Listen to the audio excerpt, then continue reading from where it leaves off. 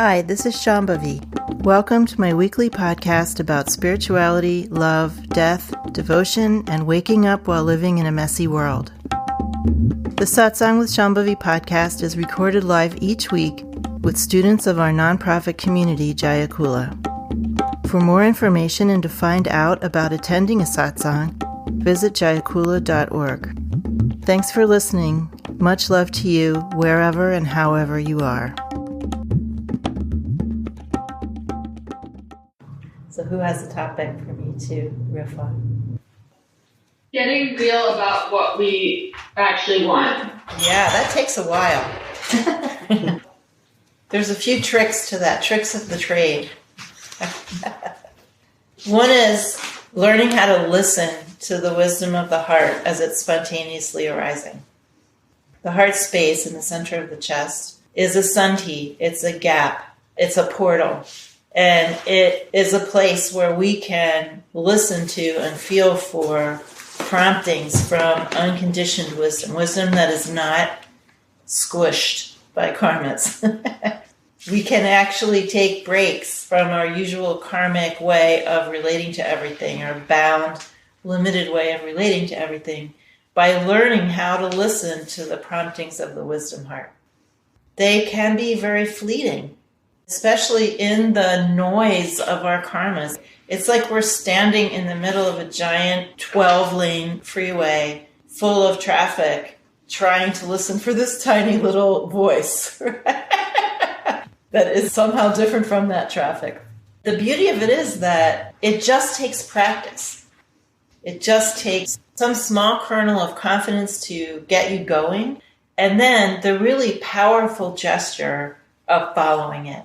Listening to that voice of wisdom or feeling of wisdom or impulse of wisdom. It's not always like a voice. It could strike people in different ways.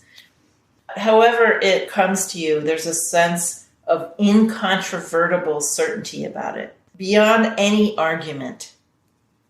When we have a different kind of certainty coming more from our karmas, I know he loves me even though he says he doesn't. I just know it.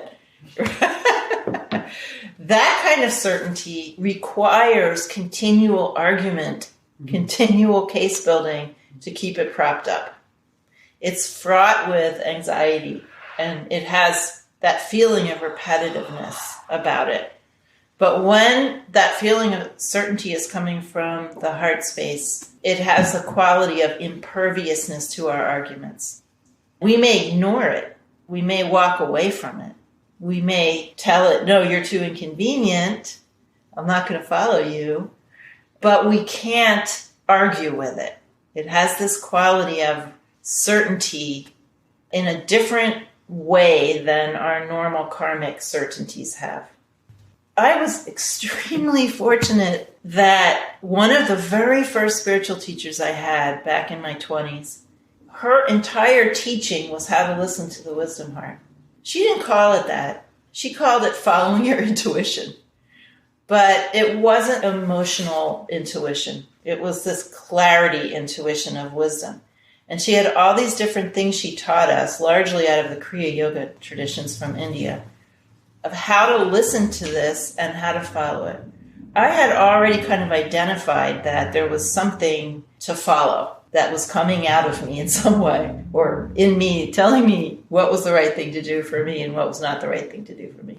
But she gave me a lot of practice and a lot of techniques for listening to that more, so it gets louder and louder and more insistent the more you listen to it, and for finding the courage to follow it. And so what I learned from that very early experience in my life was that, first of all, this prompting from the wisdom heart is never wrong. Whatever it's telling you to do, no matter how outside of common sense it is, which it's not always outside of common sense, but sometimes it is always the best course to follow. It will always give whatever the best result is possible in a certain situation. And so over time, incrementally, following it over and over and over and over again, everything begins to strengthen. You begin to have more access to what it is that you really want. You begin to have more clarity about that. You begin to have more confidence in yourself as somehow being guided by this wisdom. So it's not confidence in yourself like this weird, independent psychological self that we've, signed on to seemingly auto-renew subscription. It is that self, the self that pervades everything. But that's also us, so it feels extremely intimate. It's very fleeting at first. But then eventually, the more you listen, the stronger and stronger and stronger it gets. And then it just becomes impossible not to follow it, because you know that it's giving you the best possible direction to go in any particular situation. The more karma that we have, the more impacted patterns that we have in any particular area of life, the harder it is to find that wisdom voice or that wisdom feeling, that wisdom prompting. And it's easier in areas of life when we have less. It's like a muscle, and when we use it, it gets stronger. And we gain tremendous confidence. The biggest fruit that I had from practicing with that teacher in my 20s was I got confidence. I don't want to say in myself, because I didn't feel like there was some sort of separate me running around that I was going to have confidence in. I had confidence in the way that I was living following this wisdom. I had confidence in that wisdom, and I had confidence in the method of being in the world that I had. I don't even know if I chose it, because it just sort of happened. At the time when I met this teacher, I had no knowledge of any practices from India. It was a long time ago. There were not yoga studios on every corner. I'd never read anything about India. I did not know anything about Hinduism. Nothing. I had no knowledge of this area of life. And the weird thing is that I cannot remember why I went to this workshop. It's like a blank. It's almost like someone just sort of threw me into the workshop without any preamble. Actually, the teacher who was teaching this, even though she was teaching largely Kriya Yoga, she didn't say what she was teaching was from India. She didn't use any Sanskrit words. I had no idea what it was. And it was only my next teacher after that told me that it was from India. As know-nothing as I was, the methods that she taught me became the warp and woof of my minute-to-minute everyday experience. I used these methods constantly to navigate. We slowly discover what we really want by consulting the heart, by learning to consult wisdom directly in some way or another. That tells us what it is we really want. And then there's many, many other ways that what we really want could become apparent to us. And this falls under the Dzogchen heading of liberating appearances. We all want stuff. We spend our whole days wanting things. All of those things we eventually discover are all the same thing. They're all a desire to discover who we really are or what's really happening here, and to find our real home. All of our attempts to establish refuge and impermanence in relationships and things that we own, houses and cars and jobs and things like that, earning money, whatever way we live, whatever way we try to establish a sense of refuge, in the midst of that, we find that what we really want is knowledge and home. And those two are very intimately related, because we don't find knowledge, so we go home to the heart. Everything that we're doing, no matter how wayward it is, no matter how far it seems from spiritual life or what anyone might call spiritual life, everything we're doing is an attempt to reconnect with that sense of home and the continuity of the self. Every single thing we're doing. So in the midst of our everyday lives, in the midst of all of our compulsions, we can discover what it is we really want. And usually we only get glimpses of it, and then we go off on some other tsunami of karma, leading us away from it for maybe even lifetimes, who knows. But eventually we just keep coming back to it. I think that one thing that serves us is when we recognize something, when we have those moments of recognition, recognizing the recognition, understanding how important it is, not just going, oh, that's inconvenient, or I'm just going to turn away from it. That's a form of honesty or a form of sincerity. The other thing is letting our longing lead us. The longing to find our real home, our real refuge, to reconnect, to feel our connection with everything. That longing is mighty. And when people start to feel that longing, they often get scared because it's terribly ungovernable. And I think people recognize that on some level, even if they don't have words for it. Your karmas are a way of governing the energy of life. So when we start to feel that live wire of connectivity, sometimes we put the brakes on really strongly. And one way of discovering what we really want is to notice when we're doing that and try not to do that. Try to let ourselves get swept away. Let things get a little bit chaotic. Let yourself not know what's going to happen next. Let yourself not do the stale thing you always do. Let the opportunity in. That's another thing you can do to find out what you really want. But the thing is, we really all want exactly the same thing. It's just being costumed in different ways according to our karmic, unique dimension. Just knowing in my own life that there are big decisions I'm going to have to make in order to commit more fully to practice, thought, and realization. I just wondered if you would talk about when you had to make some big steps away from things that were obstructing your potential for realization.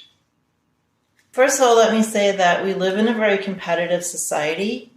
And so some people think, oh, I have to get to that point where I have to give up all these things. All over the world, there are billions of people doing spiritual practice every day without any thought of being great practitioners or having some great result, without any thought that they're going to change their lives one iota other than to do half an hour of practice a day or whatever they're doing. Our feeling in this culture that we're on some sort of trajectory toward being great in every aspect of our lives is just a huge obstacle to spiritual life. The only place that we can really practice from and expect any fruit is the place where we actually are, not the place that is filled with these narratives of accomplishment. The best attitude anybody can have is to just put one foot in front of the other, do some practice every day, and don't think about the result. Just do it and see what happens. And go about your life. So then there's the question of desire. The people who make those so-called big decisions do it because they desire to do it. Not because they're forced into it or their teacher told them to or they have some narrative in their mind. We do things because we want to, and we don't do things because we don't want to. If you honestly have the desire to find out what the fruit of a practice like this is in a fuller way, and you really have a strong yearning inside of yourself, then, as Ma said, whatever needs to fall away will fall away. It may look like a decision, but it won't feel the same as an ordinary decision. For instance, I left academia. I had a very good job teaching at a very good university. It was not anything that had anything to do with my spiritual practice, and other things were more important to me, and I just left. There wasn't any big soul searching about it. It was just time to go, and I went. And that's how most of the big decisions have been for me. Decisions that might look big from the outside. Oh, you left a tenure track job in academia. Ooh, right? People say, oh, you did? How was that? It just really was not a big deal because my desire for something else was very, very strong. On the other hand, when we get into areas of life where we have a lot of karmic impaction, a lot of things happening that are obstructing, then those things are harder. They're more painful because we're basically having to use a lot more force to move in a different direction from those karmas. And for me, that's around housing. I was reading something about the configuration in my fourth house in my astrology chart, which relates to housing. And this very well-trained Jyotishi was writing about that exact configuration and talking about how it often indicated long-time ancestral karma that you really didn't have anything to do with, but you just kind of inherited it. And it's very, very difficult, and often extreme measures have to be taken to unwind that. And so for me, for instance, moving back to Portland and all the housing and space things that have gone on, like looking for different spaces and looking for housing for me and trying to follow in different ways what I think I'm being told to do was very, very difficult. It's not that I had something else I wanted to do. It's just the whole thing was difficult. It's hard to describe, but it was kind of agonizing. And through that process, I can see that certain things are unwinding. Like right now, for the first time in my life, I'm 65. I have 2 good landlords. We have a landlord here in this commercial space who has welcomed us into this space with such tenderness and care. It's just mind-blowing. This is like an unwinding that's happening. And there's still a lot of karma wrapped up in this. But I can feel that because I followed to the best of my ability, even if my following was stumbling, I really did my best. There are fruits of that. There are fruits to going through those very, very difficult times of following when you're moving through a very impacted area of your life. Your yearning is what carries you. And sometimes that yearning, if you're being honest and you're not just manufacturing this sense of urgency or manufacturing some sense I have to be a great practitioner or I want to be the number 1 student or whatever people think, if it's really honest, then most of the time I find it's pretty easy to give up whatever needs to be given up or let it be taken away. Every now and then you have a really, really rough patch with it and you just do your best. But it's still that longing that is carrying you 100%. What if your desire is to just sit in front of YouTube and watch videos all day? Do it wholeheartedly. No, that's a form of stagnancy. So that's like indicating stagnancy in your system. If I were in that condition, I would go get acupuncture. I would try to move, go out in nature more, shake up your channels more, because the desire is coming from stagnancy in your channels. We just cannot overestimate the impact of the pandemic. Mm-hmm. I think even people who don't tend towards stagnancy have experienced some stagnancy. Not getting the variety in our lives of people that we're seeing, not getting the variety of seeing different environments, feeling heavy and sad about all kinds of things, not just the pandemic. This has just been an extraordinary time to try to maintain through. So we just have to try to take smaller measures, but get some help. Acupuncture and herbs would be good. Even just jumping up and down, doing unstructured movement like dance, flailing around and jumping and being just chaotically exuberant.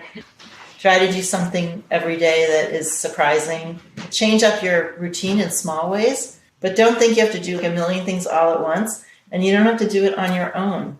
There's plenty of help that you can get.